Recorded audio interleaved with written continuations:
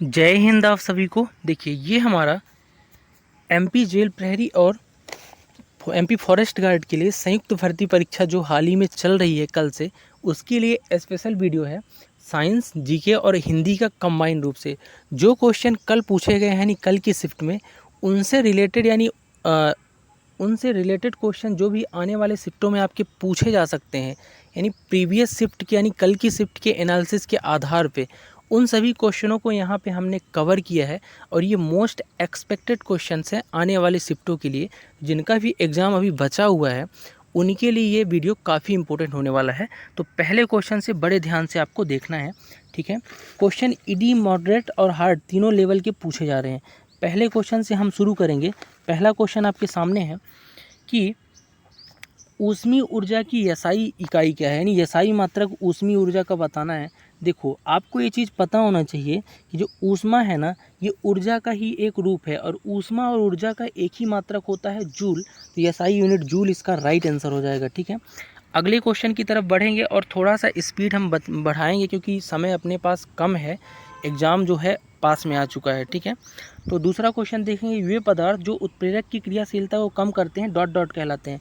तो उत्प्रेरक पहले जान लो क्या होता है। तो उत्प्रेरक ऐसा पदार्थ होते हैं जो किसी अभिक्रिया में भाग तो नहीं लेते, लेकिन अभिक्रिया की गति को बढ़ा देते हैं, बढ़ाने का काम करते हैं, मोटिवेशन का एक तरह से काम करते हैं। तो अगर उत्प्रेरक की क्रियाशीलता को कोई कम कर रहा तो उसे विष बोलेंगे, क्या बोलेंगे, विष बोलेंगे।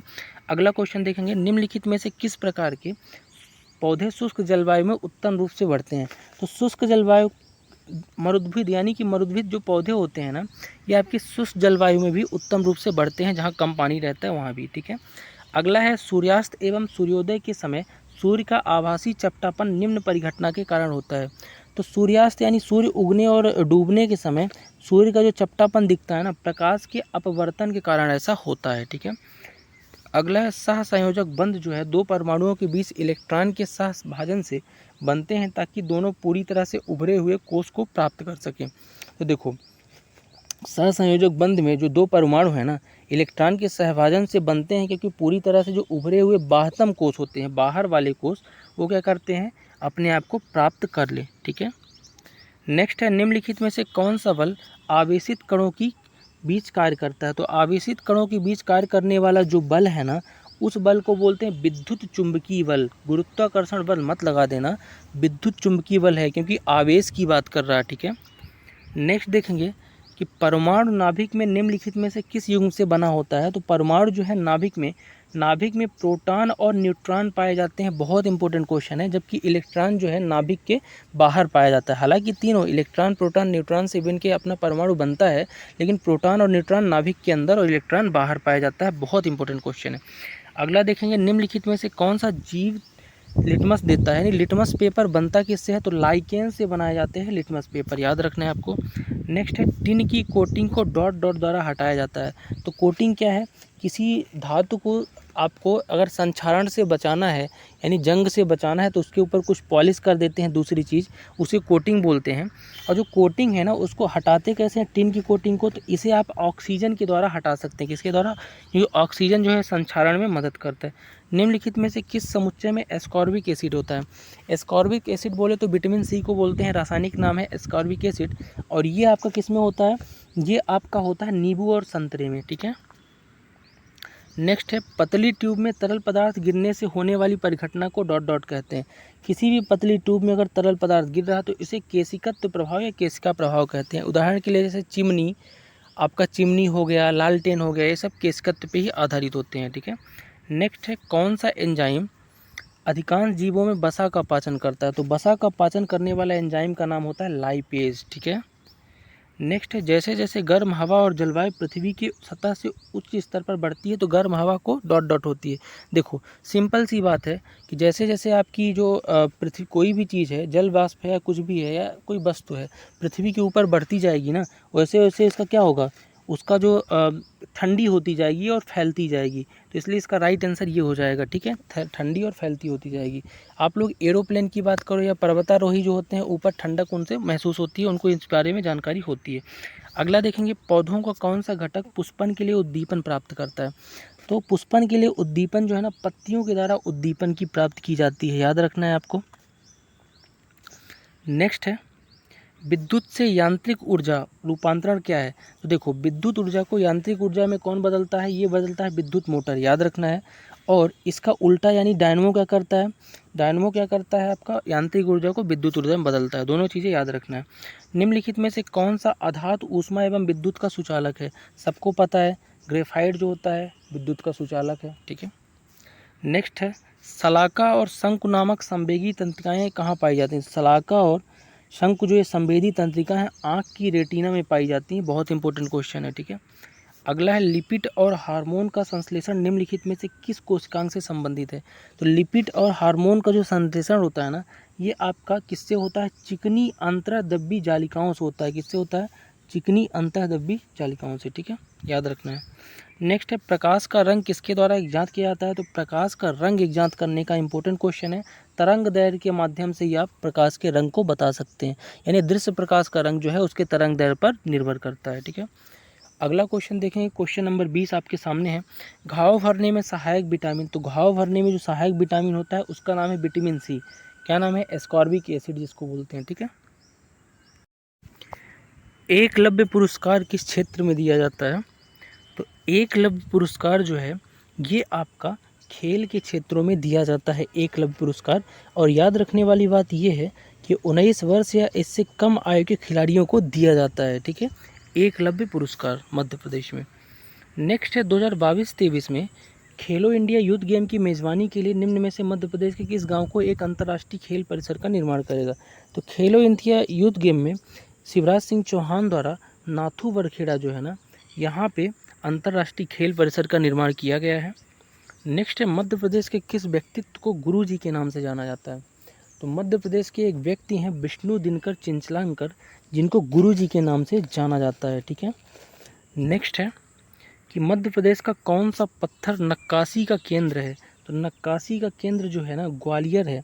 तो पत्थर नक्काशी यहाँ पे की जाती है ग्वालियर में, तो ग्वालियर आपका राइट आंसर हो जाएगा। ठीक है, नेक्स्ट है, किस राष्ट्रीय उद्यान में 90% भारतीय गेंडे पाए जाते हैं?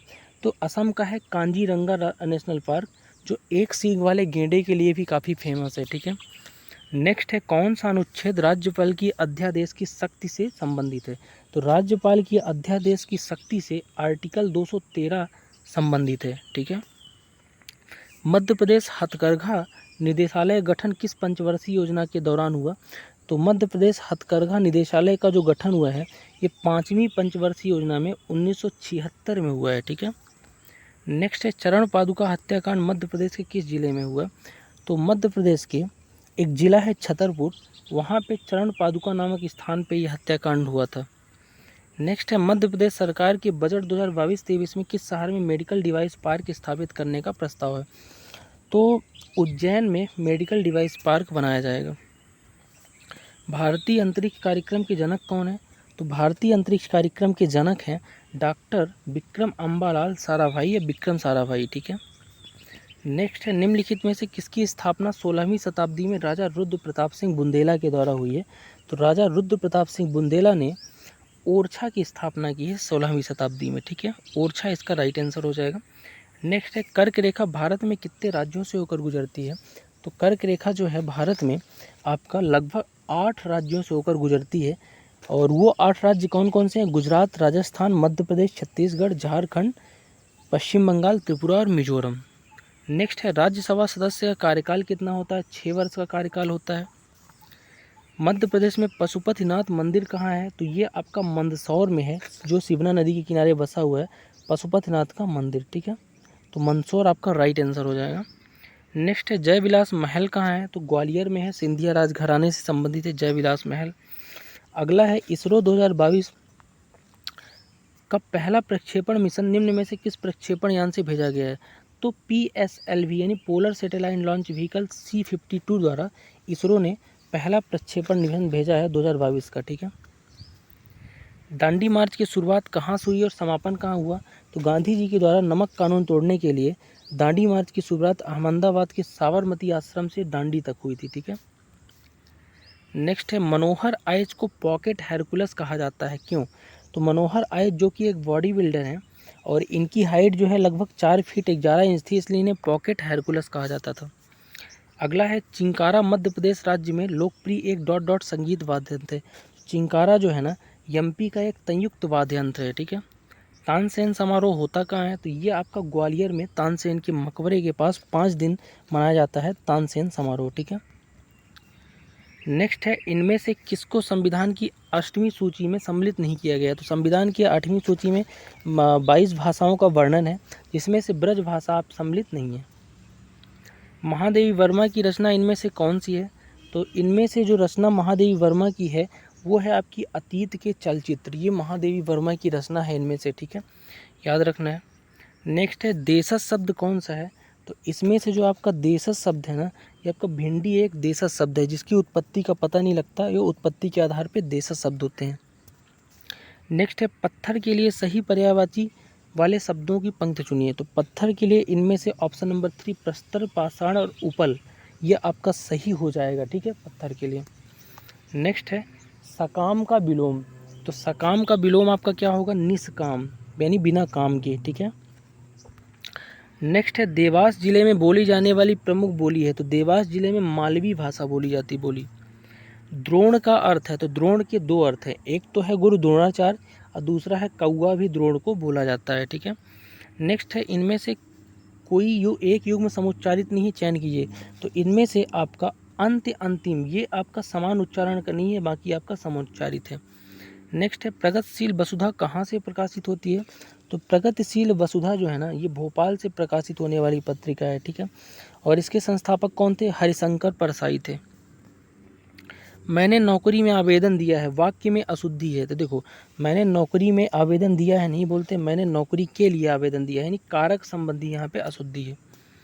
नेक्स्ट है किस उपसर्ग का प्रयोग प्रतिकूल शब्द में हुआ है, तो प्रतिधनकूल, यानी प्रति उपसर्ग लगा है प्रतिकूल में।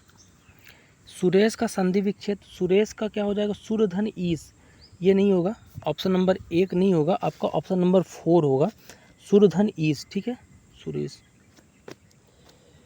नेक्स्ट क्वेश्चन देखेंगे कि चिरंतन का विलोम शब्द है, तो चिरंतन का विलोम शब्द क्या होगा, तो चिरंतन का विलोम होगा नश्वर, नाशवान, और चिरंतन मतलब जो आपकी चलती हो, चिरकाल से चल रही हो।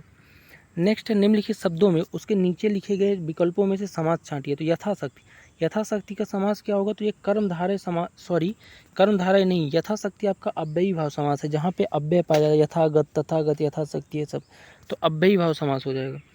निम्नलिखित में से 4 विकल्पों में से उसका चयन करें जो मुहावरे का सही अर्थ बताए। दाहिना हाथ होना, तो दाहिना हाथ होने का मुहावरे का सही अर्थ क्या है, तो बहुत सहायक होना, यानी राइट हैंड, दाहिना हाथ होना।